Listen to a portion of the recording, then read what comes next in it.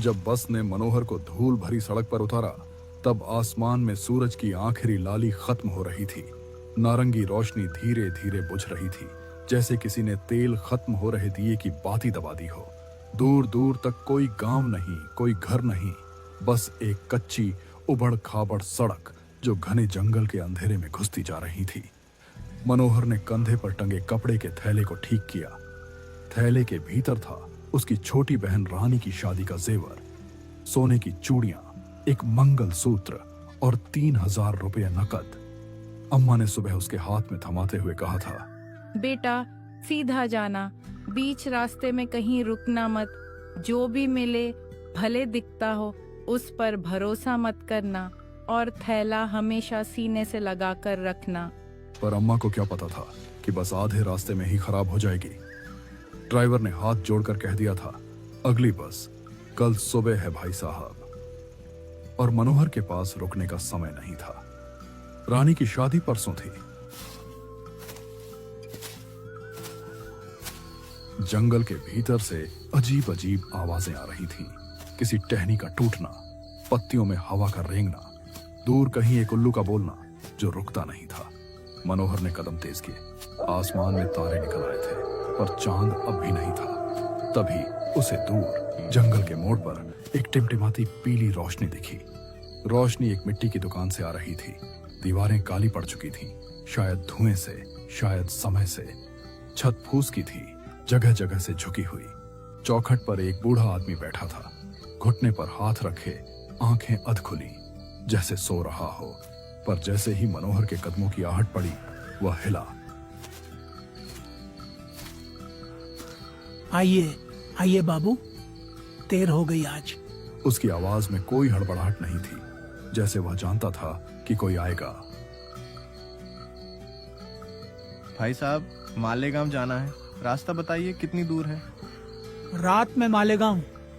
बूढ़े ने एक बार अंधेरे की तरफ देखा, फिर धीरे धीरे मुस्कुराया। वो रास्ता बारिश में टूट गया है बेटा, कच्चा था, अब कीचड़ हो गया होगा। अकेले रात में जाओगे तो भटक जाओगे, सुबह जाना। पर मुझे आज रात ही पहुंचना है, बहन की शादी है परसों। जेवर? वह रुक गया। थैले का जिक्र नहीं करना था। बैठो, पहले चाय पियो, ठंड बढ़ रही है, थके हुए दिखते हो। मनोहर को कुछ अटपटा लगा, पर पैरों में दर्द था और ठंड हड्डियों में घुस रही थी। उसने चारों ओर देखा, जंगल, अंधेरा और वह एक टिमटिमाती रोशनी। वह अंदर चला गया। दुकान के भीतर एक चारपाई थी, टूटी हुई। एक कोने में मिट्टी के बर्तनों का ढेर। दीवार पर एक झरझर पुरानी तस्वीर टंगी थी, एक औरत की, काले कपड़े में, सिर पर घूंघट, आंखें जमीन पर।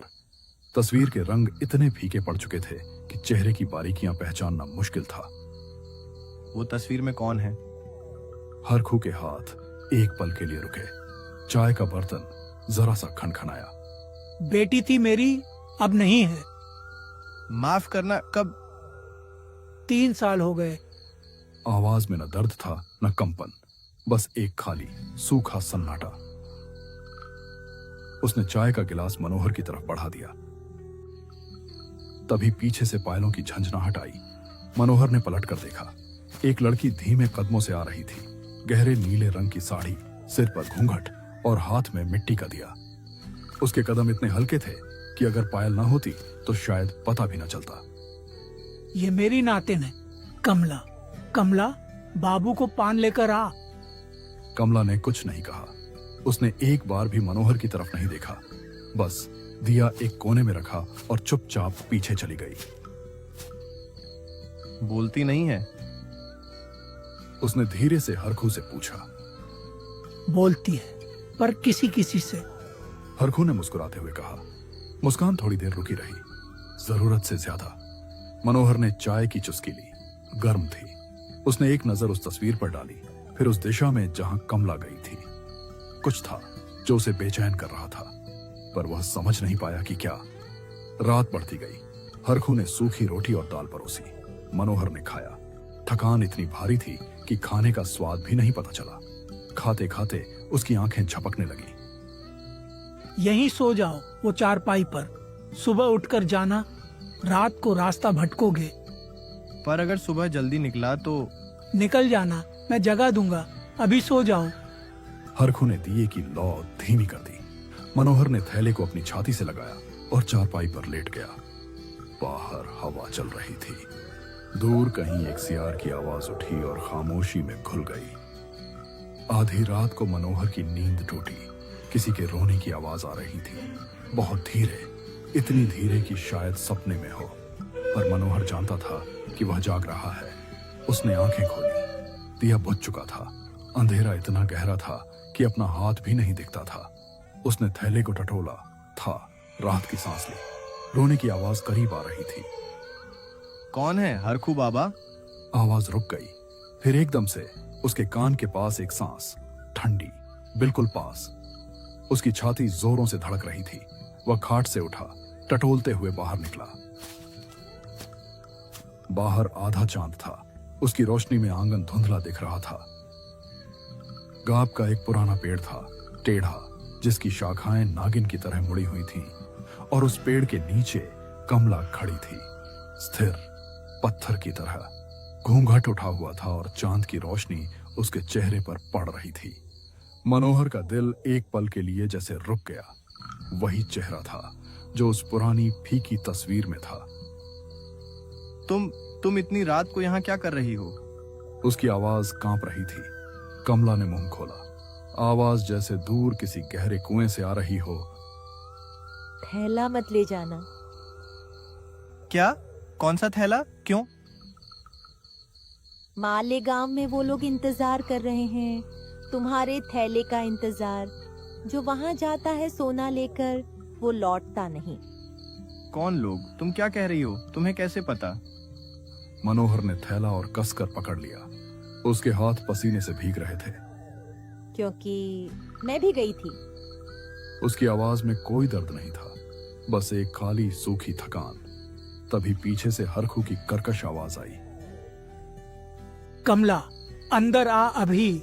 कमला ने एक आखिरी नजर मनोहर पर डाली। उसकी आंखों में कुछ था, कोई बात जो वह कह नहीं पाई। फिर वह मुड़ी और अंधेरे में गायब हो गई, जैसे कभी थी ही नहीं। मनोहर लौटकर अंदर नहीं गया। वह चौखट पर बैठ गया।